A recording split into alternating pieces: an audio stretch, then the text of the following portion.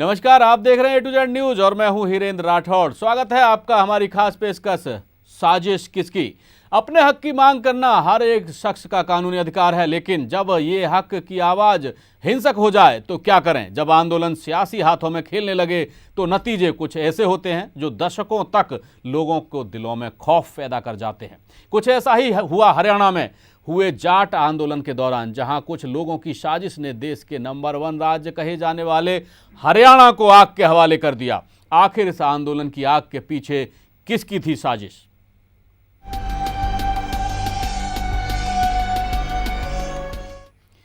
आरक्षण की आग में एक हफ्ते तक जले हरियाणा में भले ही अब आग थम गई हो, लेकिन उस आग के निशान और आंदोलनकारियों के दिए गए जख्म आज भी लोगों के जहन में ताजा हैं। जाट आरक्षण की मांग कर रहे आंदोलनकारियों ने जिस तरह सड़कों पर खुलेआम उत्पात मचाया, अपनों की दुकानों और गाड़ियों में आग लगाई, हजारों करोड़ की संपत्ति स्वाहा कर दी, उससे यही सवाल उठता है कि क्या आंदोलन की आड़ में ये हिंसक उत्पात जायज है? अपने हक की मांग करने वाले लोगों ने अपने ही घरों को जलाकर खाक कर दिया। कभी जिस गुलिस्तान को अपने हाथों से सजाया था, आज अपने हाथों से ही उजाड़ दिया। सड़कों पर पसरा सन्नाटा, धू धू कर चलती दुकानें, ट्रक। हरियाणा के जाट आरक्षण आंदोलन की आग ने पूरे हरियाणा को झुलसा दिया। आंदोलन की आड़ में जाट प्रदर्शनकारियों ने अपने ही सूबे को वो जख्म दिया जिसकी टीस लंबे वक्त तक बनी रहेगी। जाट प्रदर्शनकारियों ने आंदोलन के बहाने अपने शहर को जमकर लूटा। हरियाणा के जाट आंदोलनकारियों को सरकारी नौकरियों में आरक्षण चाहिए और अपनी मांग को लेकर जब जाट सड़क पर उतरे तो अपने ही सूबे को आग में झोंक दिया। कल तक जिन रास्तों ने, जिन गलियों ने, जिन दुकानों में वो आते जाते थे, आज उन्हें ही लूट लिया। मंजर देखकर ऐसा लग रहा था मानो ये आंदोलनकारी नहीं, लुटेरे हैं। कहने को तो जाट हरियाणा की सबसे धनी और मजबूत जातियों में शुमार हैं, फिर भी इन्हें आरक्षण चाहिए और अपनी इसी जिद में नंबर 1 हरियाणा को जलाकर खाक बनाने में कोई कसर नहीं छोड़ी। सबसे बुरा हाल तो रोहतक का हुआ, जहां आंदोलनकारियों ने जमकर लूटपाट की। जाट आंदोलन की आग ने पूरे हरियाणा में हजारों करोड़ की संपत्ति जलाकर खाक कर दी। तमाम छोटी बड़ी कंपनियों को अपना काम बंद करना पड़ा, जिसके चलते उन्हें भारी आर्थिक नुकसान हुआ। जाट आंदोलन से हरियाणा को 36,000 करोड़ रुपए से ज्यादा का नुकसान हुआ। जाट आरक्षण के मुद्दे पर बीजेपी के भीतर ही विरोध के सुर उठ रहे हैं। बीजेपी सांसद राजकुमार सैनी लगातार जाट आरक्षण के खिलाफ बोल रहे हैं। राजकुमार सैनी कहते हैं कि दबाव के अंदर कुछ किया जाता है तो प्रजातंत्र की हत्या हो जाएगी। इसी बीच पूर्व मुख्यमंत्री भूपेंद्र सिंह हुड्डा के राजनीतिक सलाहकार प्रोफेसर वीरेंद्र सिंह की एक कथित ऑडियो क्लिप ने हरियाणा में सियासी हड़कंप मचा दिया। इस क्लिप में वीरेंद्र सिंह खाप के प्रधान कप्तान मान से सिरसा में जाट आंदोलन भड़काने की बात करते सुनाई दिए। हालांकि हुड्डा उसे राजनीतिक साजिश करार दे रहे हैं। बहरहाल दो दलों की सियासत हो या जाटों का गुस्सा, असल में नुकसान तो हरियाणा और यहाँ के लोगों का हुआ, जिन्होंने हरियाणा को देश का नंबर 1 राज्य बनाने में अपना पसीना बहाया। वक्त के साथ जली हुई दुकानों में भले ही रंग रोगन हो जाए, लेकिन इस आंदोलन ने लोगों के दिलों में जो जख्म दिए हैं उसकी भरपाई होने में काफी वक्त लगेगा। जी हाँ, जाट आंदोलन के सियासी खेल की वजह से हरियाणा की जो बदनामी हुई है उसे दूर नहीं किया जा सकता। हमारे साथ चर्चा के लिए स्टूडियो में मौजूद हैं कांग्रेस नेता सुनील अत्री और बीजेपी नेता मदन रुक्खड़। बात करेंगे इस पूरे मामले पर। और सुनील जी, मैं आपसे ही जानना चाहूँगा, क्योंकि प्रोफेसर वीरेंद्र सिंह के खिलाफ FIR दर्ज की गई है, उनकी एक ऑडियो क्लिप आई है और वो खुद एक खाप के नेताओं को उकसा रहे हैं जाट आंदोलन बढ़ाने के लिए और उसे हिंसक बनाने के लिए। राठौर साहब, खट्टर साहब जो हरियाणा के मुख्यमंत्री हैं, इनका अपने मंत्रियों पर तो कोई लगाम है नहीं। कि जो भी मंत्री हैं सारे मुख्यमंत्री बनना चाहते हैं। आपको पीछे ध्यान होगा, एक मंत्री थे जिनके कई विभाग इन्होंने छीन लिए थे, उनके बाद सिर्फ शिक्षा का विभाग रह गया था। तो उन्होंने ये कहा था कि इस विभाग का भी कोई खरीदार नहीं मिला और ये इसलिए मेरे पास रह गया है। उन्होंने मुख्यमंत्री के ऊपर ही विभागों की इस खरीद फरोख्त का आरोप लगाया था। कांग्रेस के दामन को पकड़ चुकी है, क्योंकि प्रोफेसर वीरेंद्र सिंह के खिलाफ एफआईआर दर्ज हुई है। नहीं, एफआईआर इस पर रोज बताइए। झूठी भी होती हैं और सच्ची भी होती हैं। ऑडियो क्लिप भी आई। नहीं, ऑडियो क्लिप है, उसकी तो फॉरेंसिक जांच होगी, उसके बाद पता चलेगा। अफवाहें फैलाने के लिए तो 100 बार उसको बोला जाए। मुख्यमंत्री का अपने शासन में जो है वहाँ पर उसका तो कोई वो रहा नहीं।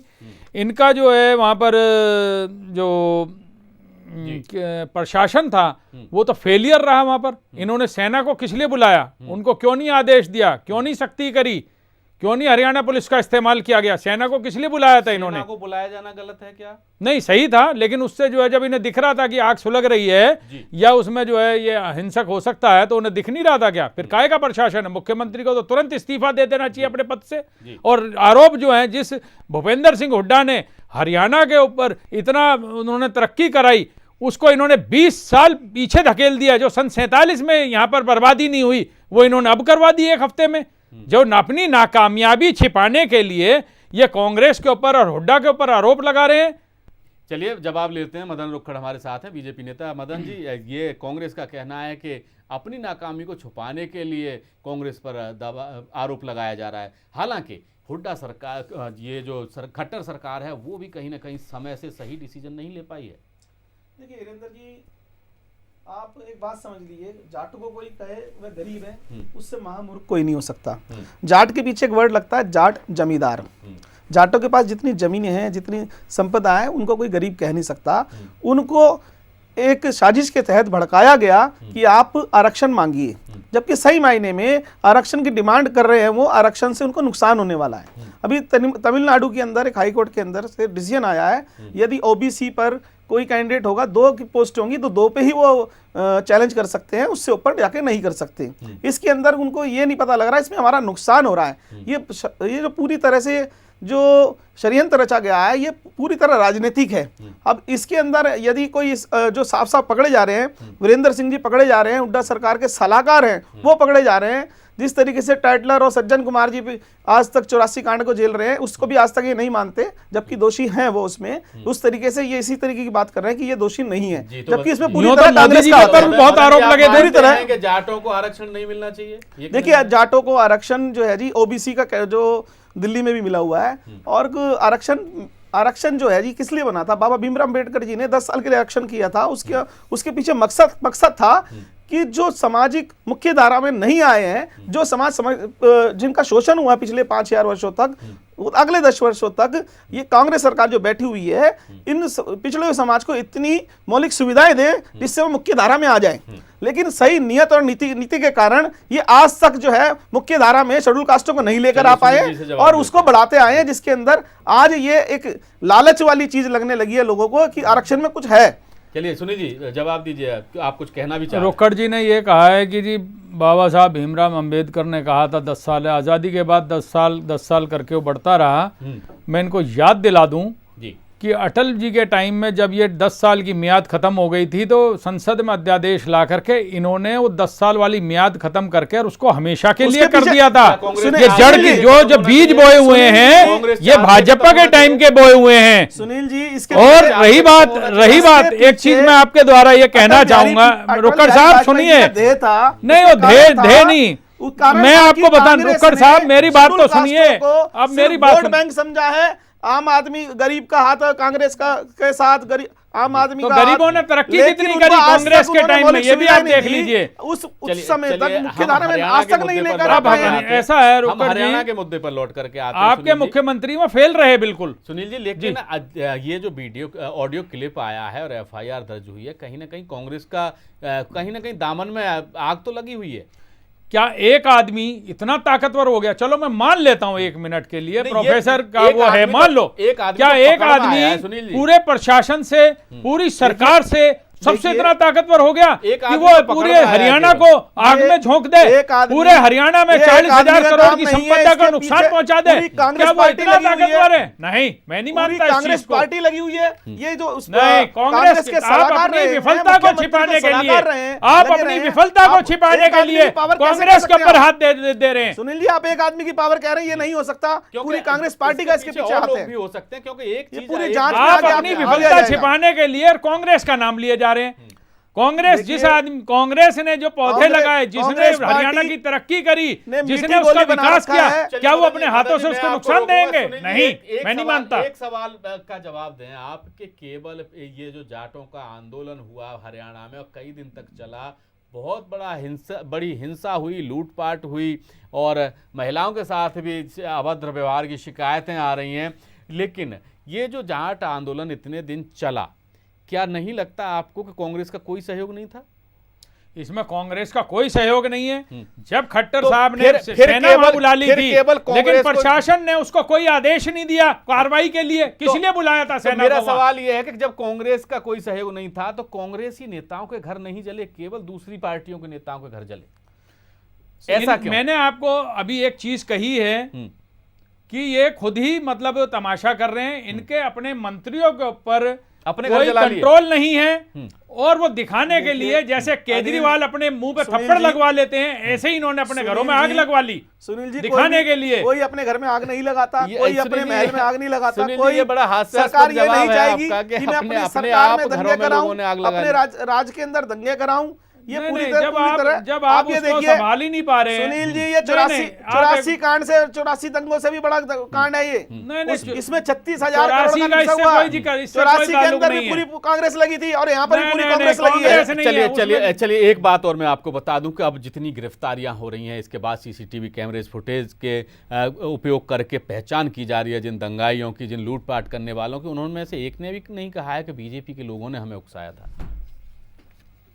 तो ये किसने कहा कि कांग्रेस ने उकसाया? ये तो ऑडियो क्लिप आ गई साहब। प्रोफेसर वीरेंद्र सिंह जी, तो प्रशासन आपका है, पुलिस आपकी है, जिसको मर्जी मुंह में डलवा के कुछ भी कहलवा लीजिए आप, उसमें क्या होता है? जिसका शासन होता है जो मर्जी कह ले। आज तक जी जगदीश टाइटलर जी, सज्जन कुमार जी बरी हो चुकी हैं, जैसे आपके मोदी जी गुजरात से बरी हो चुके हैं, दोबारा ट्रायल हो रहे, वो तो दोबारा मोदी जी की भी ट्रायल हो जाएगी, इसमें क्या है? ये कोई जवाब नहीं है। इन्वॉल्वमेंट ये कांग्रेस आप की लोग रही है। उसको राजनीतिक वो दे रहे हैं। चलिए टाइटलर जी जो है वहां से बरी हो चुके हैं। जी चलिए, ये मुद्दा हमारा हरियाणा को लेकर के है और हरियाणा की राजनीति पर हम बात कर रहे हैं। फिलहाल वक्त है छोटे से ब्रेक का, ब्रेक के बाद भी चर्चा जारी रहेगी। आप बने रहिए A to Z न्यूज के साथ। कुछ किया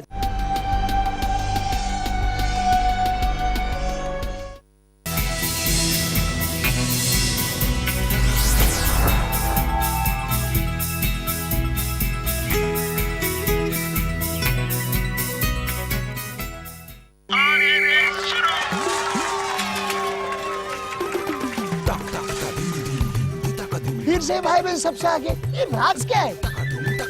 अरे माँ, रेस के बाद सीधे घर पे आ जाना।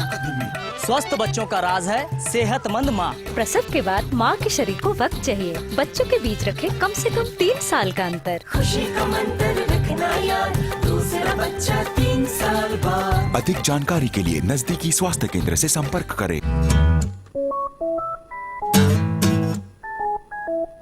उम्र ही कुछ ऐसी है, शरारत करने दो। दिल तो ये बच्चा है, इसे शरारतें करने दो। Yes, I may be more salt than pepper, getting naughty better late than never. उम्र ही कुछ ऐसी है, हमें शरारतें करने दो।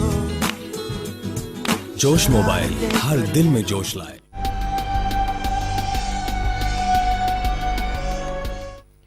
ब्रेक के बाद फिर से आपका स्वागत है और आपको सुनवाते हैं कि हरियाणा में जाटों के आरक्षण के आंदोलन को लेकर के बीजेपी प्रवक्ता डॉक्टर विजय सोनकर शास्त्री का क्या कहना है। वहाँ पर जो कुछ भी हो रहा है ऐसा लग रहा था जैसे प्रायोजित हो रहा है, ऐसा लग रहा था कि जैसे इसके पीछे कोई बड़ी शक्ति खड़ी हो और वो धरना प्रदर्शन इत्यादि करता है। लोकतंत्र में धरना प्रदर्शन जायज, पर अहिंसात्मक धरना और प्रदर्शन जायज नहीं, इसे कानून भी स्वीकार नहीं है।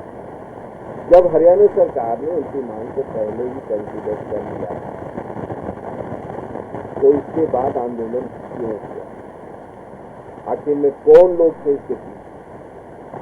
आंदोलन हो रहा था हरियाणा में और धरना प्रदर्शन जंतर मंतर से लगातार ऑक्सीजन और लगातार जैसे सहयोग किया जा रहा था, प्रवोक किया जा रहा था कि आंदोलन बंद होना और ज़्यादा से ज़्यादा नुकसान। देखिए बिल्कुल कांग्रेस का पूरा हाथ है और जिस तरह से कांग्रेस को हरियाणा की जनता ने रिजेक्ट कर दिया, उनके भ्रष्टाचार और उनके लूटपाट का, जमीन लूटपाट का पूरा जवाब दिया है हरियाणा की जनता ने। इससे वो लोग हरियाणा सरकार से नहीं, खट्टर सरकार से नहीं, बल्कि हरियाणा की जनता से नाराज थे और इस आंदोलन के माध्यम से जनता को सबक सिखाने की कांग्रेस पार्टी ने कोशिश की, जो निंदनीय है। ऐसा नहीं होना चाहिए, क्योंकि जो नेताओं को टारगेट करके ये उनको नुकसान पहुंचाने की कोशिश की गई है, इससे भी स्पष्ट है कि जो कांग्रेस पार्टी के लोग या अन्य लोगों का टारगेट एक तरह से सरकार नहीं बल्कि जनता और जनता के जनप्रतिनिधि ये थे, क्योंकि वो लोग इनके आक्रोश में थे। उन लोगों ने इनको धूल चटाया, हारी हार हुई थी और ये हार को ये पचा नहीं सक रहे, इसलिए नेताओं के साथ जनता को क्षति पहुंचाने की कोशिश किया है, जो लोकतंत्र में अत्यंत निंदनीय है। इसकी जितनी भी निंदा की जाए ये कम है। इस प्रकार से लोकतंत्र नहीं चलता। और आइए अब आपको सुनवाते हैं कि इस मामले में कांग्रेस महासचिव शकील अहमद का क्या कहना है। देखिए, दुख की बात यह है कि केवल हरियाणा सरकार नाकाम नहीं रही, हरियाणा सरकार की देखरेख में ही इस आंदोलन को बल दिया गया। उनके एक सांसद हैं सैनी जी कुरुक्षेत्र के, उन्होंने इस मामले को पिछले 6 महीने में भड़काया, लोगों को गालियां दी, लोगों को उस्काया लड़ने के लिए। और जिस एक तरह से संसदीय दल के वो सदस्य हैं, भारतीय जनता पार्टी के संसदीय दल के वो सदस्य हैं, श्री सैनी कुरुक्षेत्र हरियाणा के MP हैं, उस संसदीय दल के नेता हैं श्री नरेंद्र मोदी जी। 6 महीना तक उनका सांसद लोगों को, समाज विशेष को गालियां देता रहा। प्रधानमंत्री जी ने उचित नहीं समझा उसको मना करने। तो स्वाभाविक रूप से भारतीय जनता पार्टी की खट्टर सरकार न केवल इसको दबाने में फेल की, बल्कि इस सारे मामले को उजागर करने में और आगे लड़ाई का माहौल बनाने में भारतीय जनता पार्टी, जो कि हरियाणा में हिंदू मुस्लिम नहीं हो सकता है, बहुत नगण्य संख्या है मुसलमानों की वहां, तो वहां ये जात को जात से लड़ा के हरियाणा में या देश में कहीं भी भारतीय जनता पार्टी की एक राजनीति होती है कि कैसे एक समाज को दूसरे समाज से लड़ाया जाए। वहां हिंदू मुस्लिम नहीं हो सकता है, सिख ईसाई नहीं हो सकता है, तो वहां जातों को एक दूसरे से लड़ाने का ये पूरा षड्यंत्र भारतीय जनता पार्टी। देखिए, ये तो सारे लोग जानते हैं कि अखबारों में बयान दे दे करके उनके सांसद ने भड़काया है इसको, ये सारा लोग जानता है। अब वो किसी कांग्रेस के नेता पर आरोप लगा दें, इनेलो के नेता पर आरोप लगा दें, मायावती जी के पार्टी के नेता पे आरोप लगा दें, ये सब आई वॉश है। सच्चाई यही है कि भाजपा के नेताओं ने एक सोची समझी रणनीति के तहत समाजों को लड़ाने का प्रयास किया है हरियाणा में, और दुखद बात यह है कि वो लड़ाने में सफल हुए। मदन जी, शकील अहमद जी सवाल उठा रहे हैं, कहीं ना कहीं जायज़ नज़र आते हैं कि बीजेपी अपने ही सांसद पर कार्रवाई करने में नाकाम साबित हुई और उसका भी ये नतीजा हो सकता है कि एक जाति विशेष के खिलाफ अगर कोई सांसद लगातार बयानबाजी करता है और पार्टी कोई कार्रवाई नहीं करती है, कहीं ना कहीं पार्टी की चूक रही है। देखिए हिरेंद्र जी, कोई भी अपने किले में अपने आप आग नहीं लगाता, कोई अपने पैर पे कुल्हाड़ी नहीं मारता। ये जो बात की जा रही है ये बिल्कुल तथ्यहीन बात है। जो तथ्यों के साथ बात है वो प्रोफेसर जो है वीरेंद्र सिंह की बात है, जिसकी क्लिप दिखाई जा रही है, उसको हटाकर जो राजकुमार सैनी की क्लिप नहीं देखी आपने? राजकुमार सैनी जी एक विचारधारा जरूर लेकर सकते हैं, लेकिन दंगे नहीं कर सकते। कोई अपने पैर पे कोई कुल्हाड़ी नहीं मारता, कोई अपने घर के अंदर कोई आग नहीं लगाता। आप खुद ही अपने सर्टिफिकेट खुद देंगे, खुद ही सर्टिफिकेट आपको जो जांच होगी, जब पता लगेगा कौन किसका हाथ है, तब ये चीज सामने आ जाएगी। इसको जांच होने दीजिए, ये दूध का दूध पानी का पानी हो जाएगा। चलिए, दूसरी बात सवाल ये भी उठता है मदन जी के जाट आरक्षण आंदोलन इतना लंबा चला, शुरुआत में ही अंदाजा लग गया था कि हिंसा हो सकती है, उसके बावजूद खट्टर सरकार 10-11 दिन तक इंतजार करती रही इतनी बड़ी हिंसा का। ये अगर मांग माननी ही थी तो पहले ही दिन क्यों नहीं मान ली, या फिर आरक्षण का आंदोलन शुरू होने से पहले ही क्यों नहीं मान लिया गया, या फिर 1-2 दिन बाद मान लेते? क्या जरूरी था कि इतनी हिंसा हो जाए उसके बाद आप ये जाट जितने जाट समाज के बड़े बड़े चौधरी नेताओं से बात होती रही है कि ये जो है बिल हम संसद में लाएंगे और इस पे बात करेंगे, लेकिन कांग्रेस पार्टी संसद चलने ही नहीं दे रही। इतने सारे बिल रुके हुए हैं, वो जो देश को ग्रोथ करेंगे उन बिलों पे बात करने नहीं दे रही। ये जो छोटे क्षेत्रीय मुद्दे हैं ये तो बात की बात है, इस पे तो हम बाद में आते हैं। पहले जो देश ये छोटा मुद्दा है, 40,000 करोड़ रुपए का नुकसान हो गया। 40,000 नुकसान के पीछे बहुत बड़ी ताकत है। नुकसान हो गया, संसद चलने कौन नहीं दे रहा, कांग्रेस नहीं चलने दे रही। जाट नेताओं से बात हुई है कि इसको जो लोकसभा में संसद में पेश करेंगे, इस बिल को लेकर आएंगे, लेकिन इसके पीछे जो राजनीतिक शिकार हो गए ये लोग, उसका जो देखिए इसमें 36,000 करोड़ का नुकसान हुआ है, लोगों की हानि हुई है। अब इससे दुगना बजट लगाकर इसका मदन जी, लेकिन उसके बाद सरकार को जिम्मेवारी लेनी चाहिए। देखिए सरकार पर सवाल वीरेंद्र जी, इसमें 1 दर्जन से ज्यादा लोगों की मृत्यु हुई है। यदि यही ज्यादा संख्या हो जाती तो हम इसके खिलाफ बोल रहे होते कि इन्होंने इतना जो है ज्यादा कार्रवाई क्यों कर दी, इतने लोगों की मृत्यु को कर दी, इतने बचाने के लिए। उसके अंदर यदि आर्मी को बुलाते तो उसके अंदर हमारे को ये नक्सलवादी नहीं है, ये हमारे ही लोग हैं, ये जो हमारे पाकिस्तान के उग्रवादी नहीं है जो सीधा हम गोली चला दें, हमारे ही लोग हैं। इनसे बात करके बात सुलझाई जा सकती है, इन पे गोली थोड़ी चलानी है। उन्हें गोली चलाने की नहीं कह रहा, लाठी तो है हाथ में। लेकिन सुनील जी, क्या आप ये समर्थन करते हैं कि पहले दिन से ही लाठीचार्ज शुरू कर देना चाहिए था? ऐसा होता है, जो मुख्यमंत्री होता है उसके पास पूरा प्रशासन होता है, उसके पास डीएम, कलेक्टर, एसपी, उनकी अपनी सीआईडी होती है स्टेट की, उनको सारी स्टेट की नब्ज मालूम होती है, कहाँ पर गर्मी है, कहाँ पर नरमी से काम करना है, कहाँ बातों से काम करना है। वो तो उनका अनुभवहीनता उसमें दिखा रही है। इनके मंत्री जो हैं इन्होंने उकसाया है। राजकुमार सैनी की क्लिपिंग आप देखिए, वो पिछले 6 महीने से वायरल हुई पड़ी है, व्हाट्सएप पे चल रही है, सोशल मीडिया पे चल रही है। उन्होंने भड़काने का काम करा। आपने उनको रोकने के लिए केंद्र सरकार ने क्या कदम उठाया? सुनील जी, भूपेंद्र सिंह हुड्डा भी कहीं ना कहीं इस आंदोलन को हवा दे रहे थे, क्योंकि वो जंतर मंतर पर प्रदर्शन कर रहे थे। अगर जाट वहां पे हरियाणा में प्रदर्शन कर रहे थे तो नहीं, वो प्रदर्शन कर रहे हैं, क्या हवा दी है? इस बात को नहीं मानेंगे, क्या हवा दी है? इस बात को बिल्कुल नहीं मानेंगे। क्या गलत था? ये मंत्र से हवा दे रहे हैं आप। अगर आपको लग रहा था कि हरियाणा जल रहा है तो आपको रोकना चाहिए था। उन्होंने तो भाई, हुड्डा जी ने तो अपील की है कि शांति से बनाए रखें। हुड्डा जी ने 10 बार अपील करी है, धरना दे करके इधर ही अपील कर रहे हैं ये शांति बनाए रखें। उनके सलाहकार क्लिपिंग में कह रहे हैं, जो भड़का रहे हैं लोगों को कि इस आंदोलन को तेज करें। नहीं, गलत।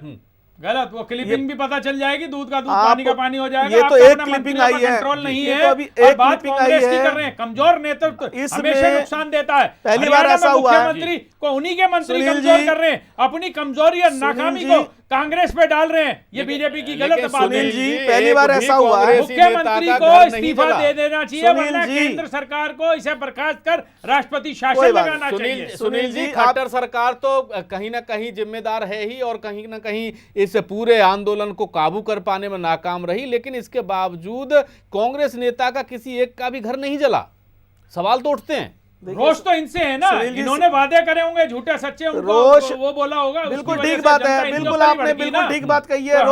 रोष जो है कांग्रेस पार्टी का भाजपा से है, क्योंकि पहली बार पूर्ण बहुमत से,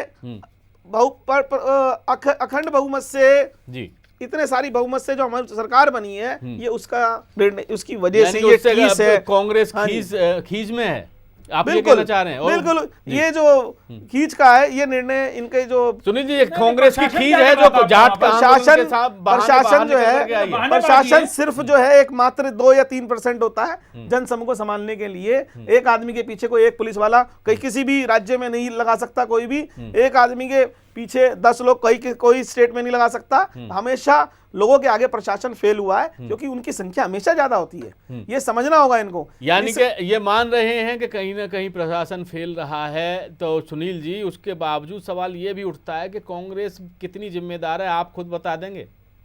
क्योंकि एक भी घर नहीं चला है कांग्रेस नेता का। कांग्रेस की इसमें कोई जिम्मेवारी नहीं बनती है। जंतर मंतर पर आकर के धरना देने की जिम्मेदारी बनती है ताकि हवा मिल सके इस आंदोलन को। नहीं, इसमें क्या है, धरना देने में क्या वो है? उसमें कोई गलत बात के लिए धरना थोड़ी दिया, सही बात के लिए धरना दिया हुड्डा जी ने। अच्छा जी, जब यही बात तो मदन जी कुछ कह रहे हैं। देखिए कितनी व्यंग्यात्मक बात करते हैं हमारे साथी मित्र। यही बात तुमने सैनी जी करते हैं, आप जो है मुनक नहर तक का ये भड़काऊ होती है।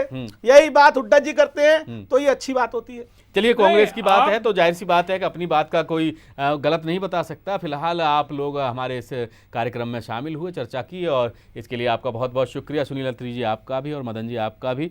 सवाल अब भी यही है कि कहीं ना कहीं हरियाणा सरकार जाट आंदोलन को काबू कर पाने में नाकाम रही, और समय से अगर डिसीजन लिए जाते तो कम से कम इस नुकसान को, जन और धन की हानि को बचाया जा सकता था। सभी सही समय पर नतीजे लिए आ जाते, डिसीजन लिए जाते, तो कहीं ना कहीं ये आंदोलन जितना बड़ा हुआ उसको भी रोका जा सकता। फिलहाल हमारी इस खास पेशकश में इतना ही। देश और दुनिया की खबरों के लिए आप देखते रहिए A to Z news. Hirendra Rathore को दीजिए इजाज़त। नमस्कार।